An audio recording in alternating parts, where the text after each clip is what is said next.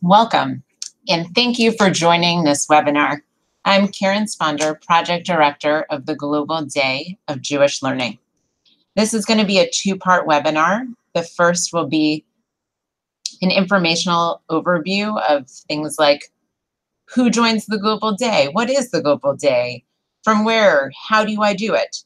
And the second part will be a tour of the curriculum, and hopefully we will do a little bit of learning together. I estimate that the first part will take about 15 minutes and the second part about 10 minutes. I invite your questions. You can submit your questions at any time. So watch this webinar in YouTube and share your questions in the live chat there. Or if you can't find the live chat, you can email any questions to info@theglobalday.org. If you need to jump out at any time, the recording for this webinar will also be available on our website. So, a bit about the Global Day of Jewish Learning. It's an opportunity for communities worldwide to unite through learning.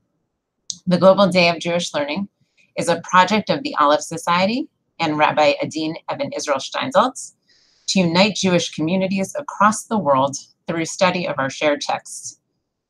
Our goals for doing this are similar to what communities tell us are reasons why they participate. So these include to empower people in their communities, to claim our inheritance, to spark a love of Jewish learning, to build community locally, engaging diverse groups, which can really vary based on community size, and to join your community with hundreds worldwide.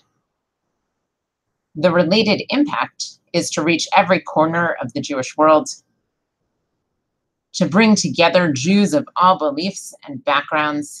Sometimes that's the Reform and conservative Hebrew schools across the street from each other, or all of the rabbis in a large regional council that all invite their congregations. Again, this means different things both locally and globally. And also includes communities of all sizes and types, ranging from JCCs to Moishe houses, Hillels and federations, synagogues to groups that meet in people's homes. Can be a gathering of 10 people or a gathering of hundreds of people. Our goal, and with your involvement, we can together accomplish it, is that together we can unite the Jewish people. So, what and when is the Global Day of Jewish Learning? It takes place annually in November, this year on Sunday, November 11th. Each year we pick a theme to offer us new views and sights as we explore the texts.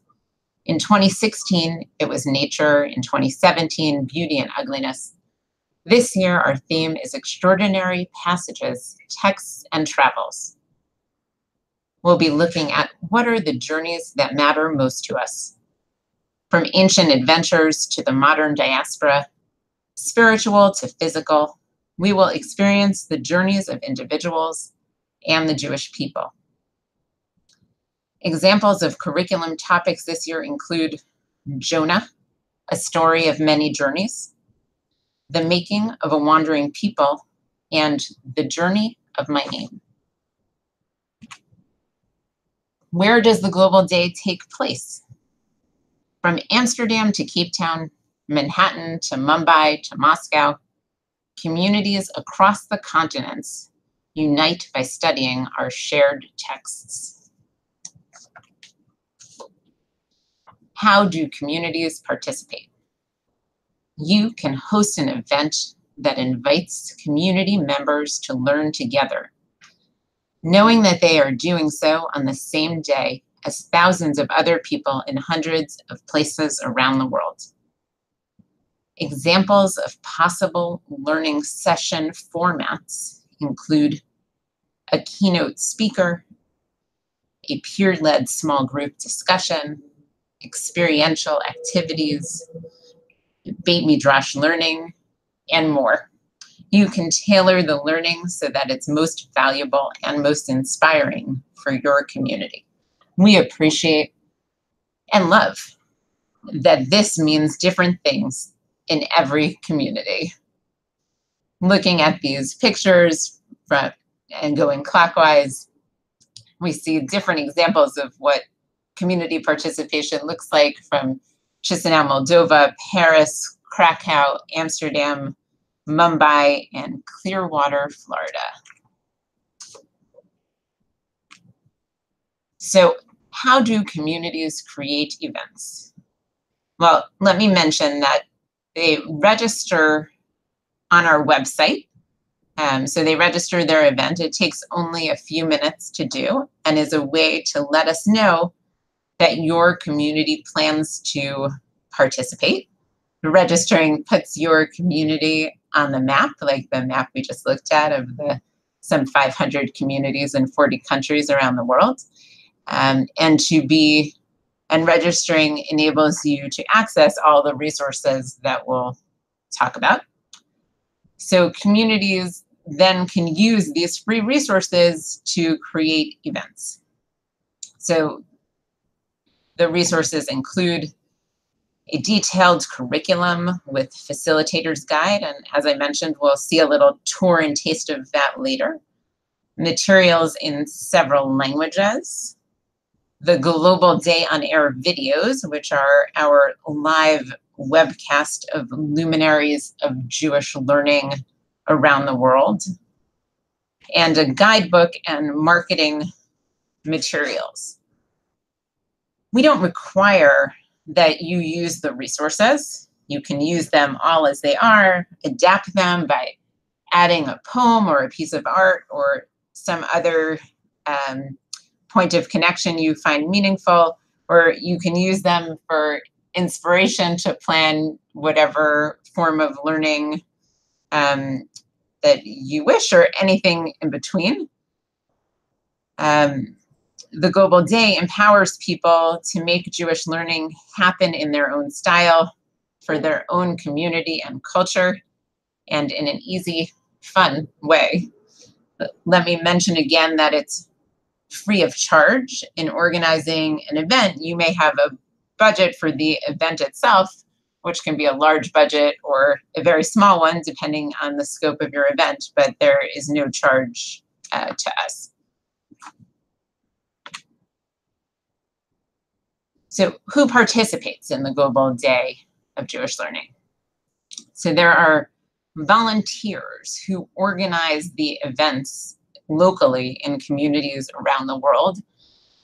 These volunteers sometimes work for Jewish or community organizations like the rabbi of a synagogue or program director of a synagogue, but can also be volunteer leaders within a federation or an adult education chair, or like I mentioned, can also be an individual inviting people to learn in their homes.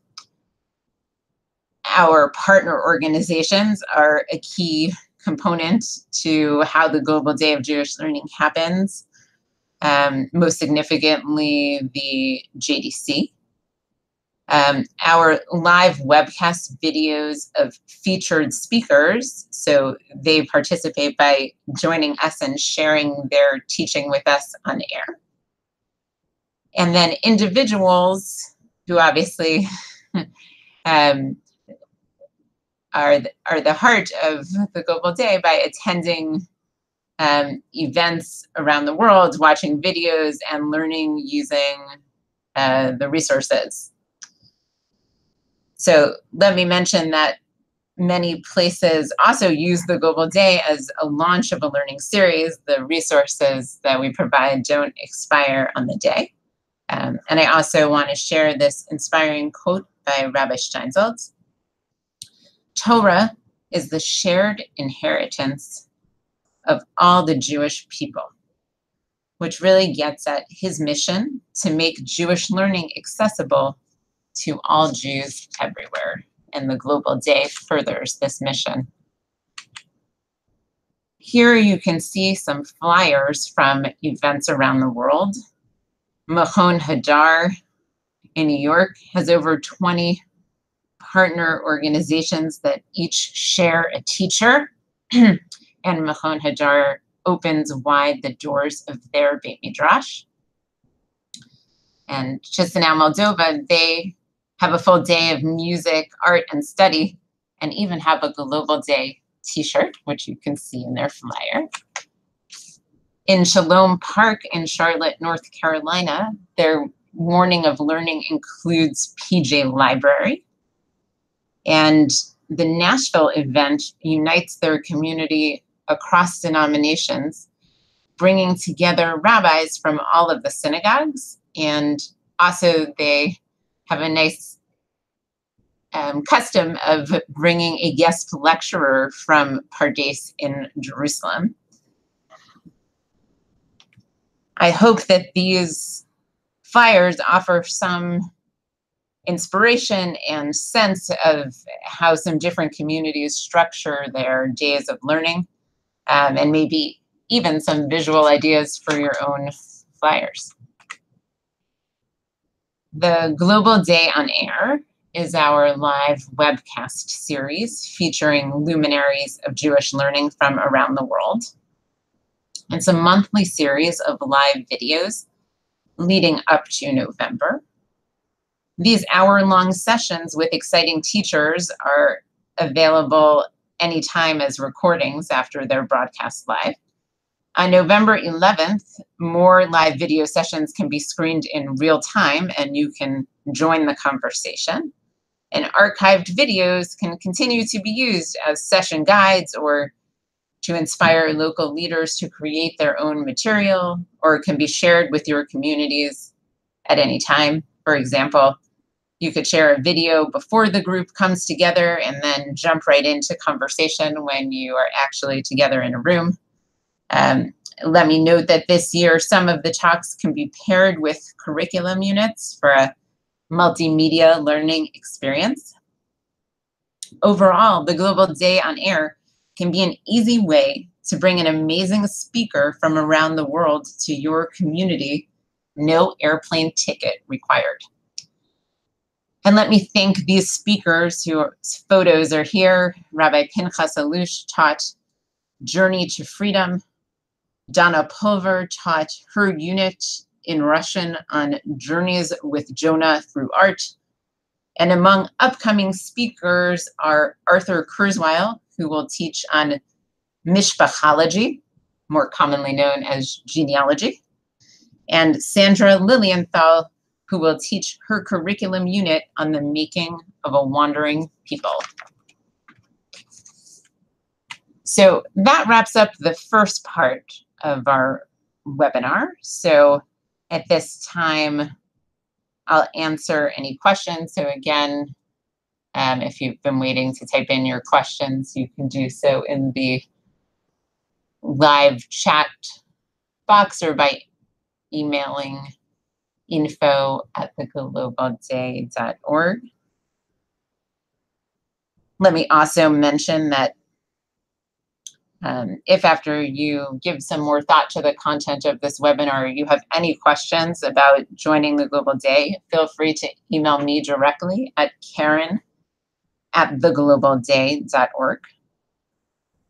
Also, our curriculum will soon be available for download on our website. And if you register, you'll be absolutely the first to know when it's available and be able to access it. So I'll wait just a few more moments to see if there are any questions, and then I'll plan to continue to part 2.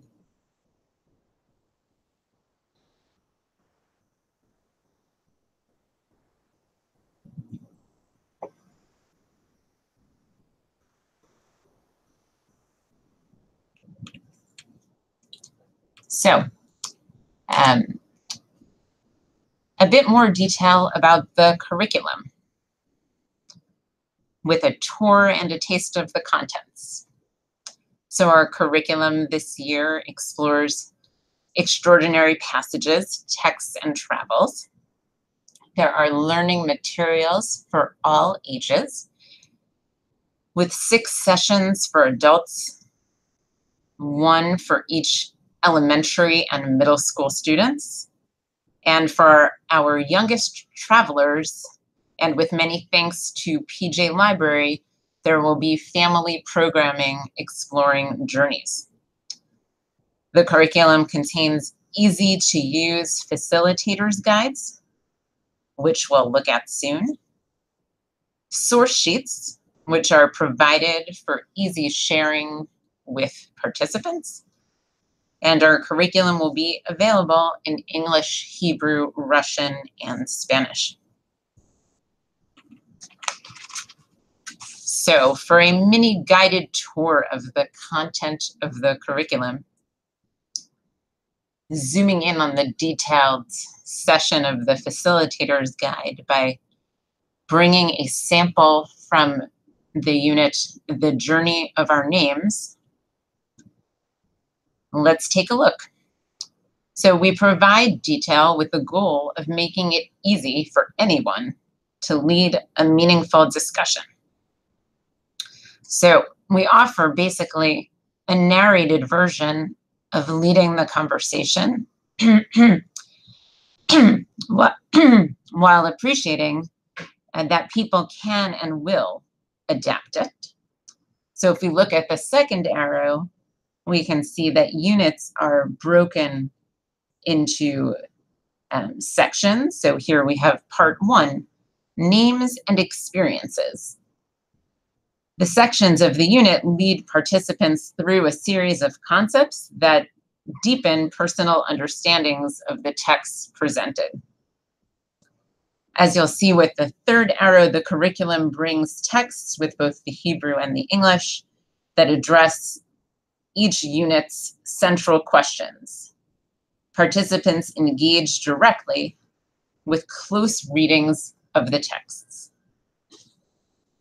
And then the fourth arrow points to the Ask section with a box of questions, offering prepared questions that you can either use directly or use as inspiration for your own discussion. The first question here, how does Jacob get a new name? What is the new name and what does it mean?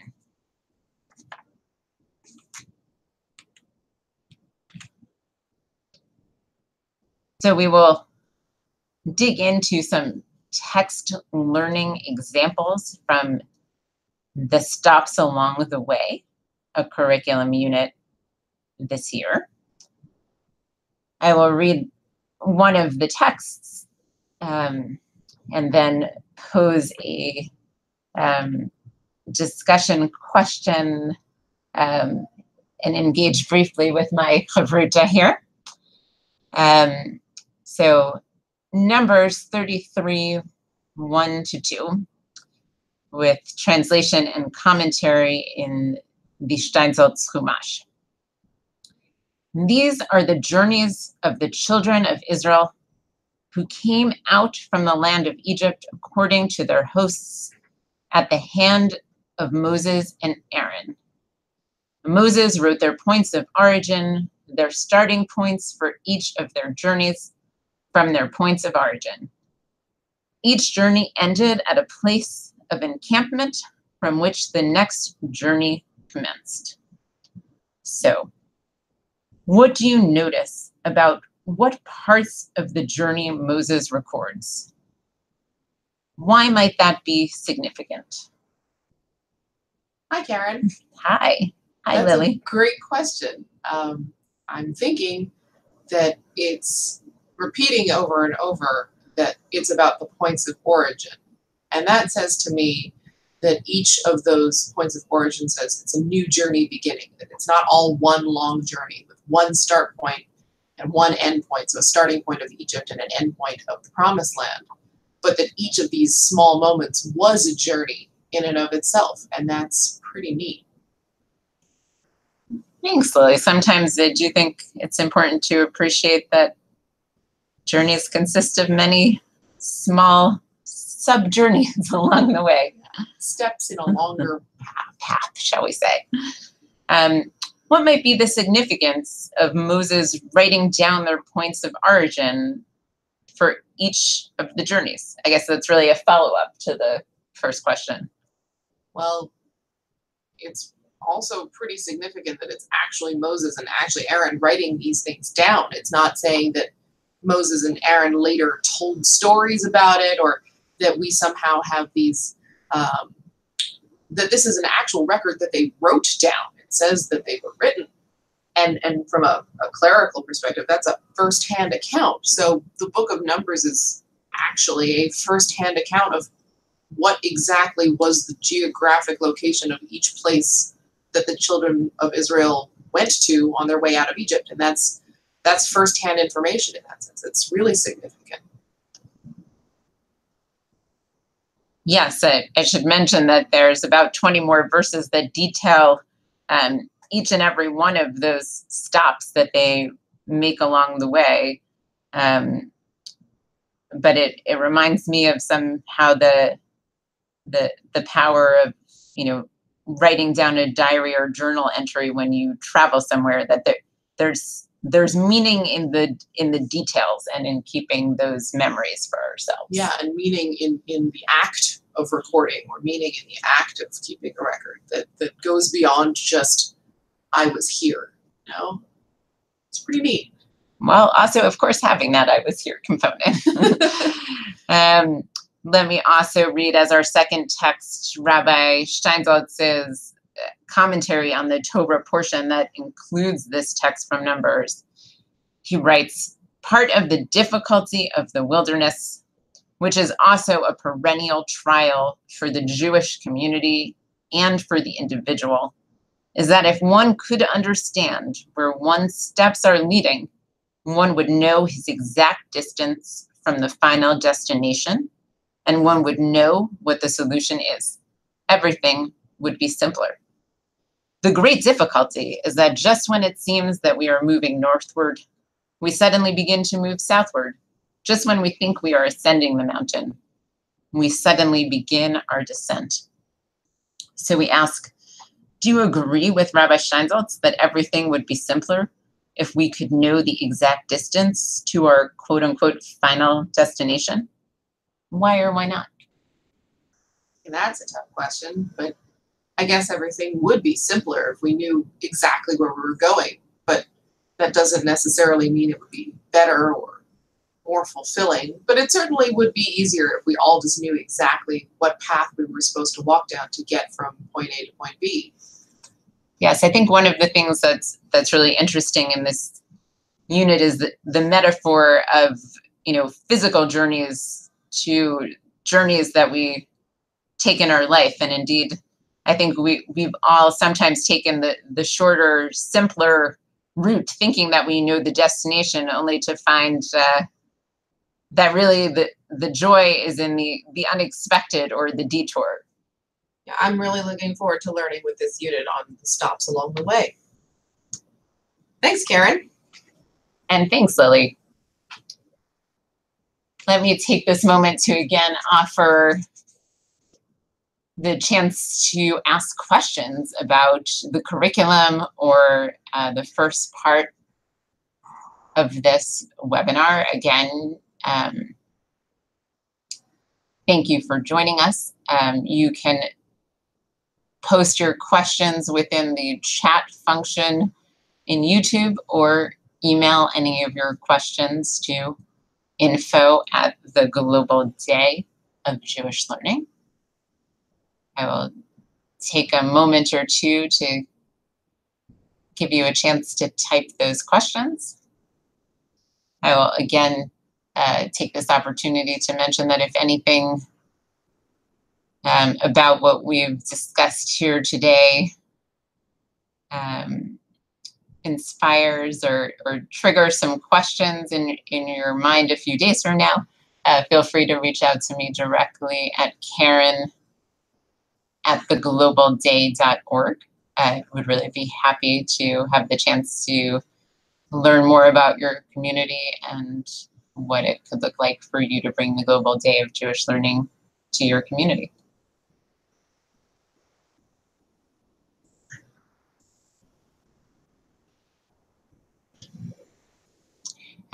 Let me also take this moment to mention registering your community for the Global Day of Jewish Learning. So communities that register to tell us that they're planning their event at theglobalday.org/register will be the first to know when the curriculum is available. And again, registered communities have access free of charge to all of the resources in our toolkit to help make it as easy as possible for you to bring learning to enrich your community.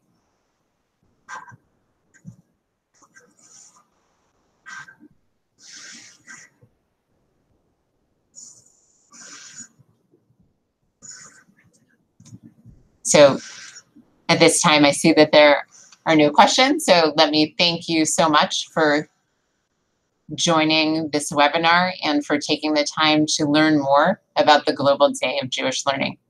Thank you.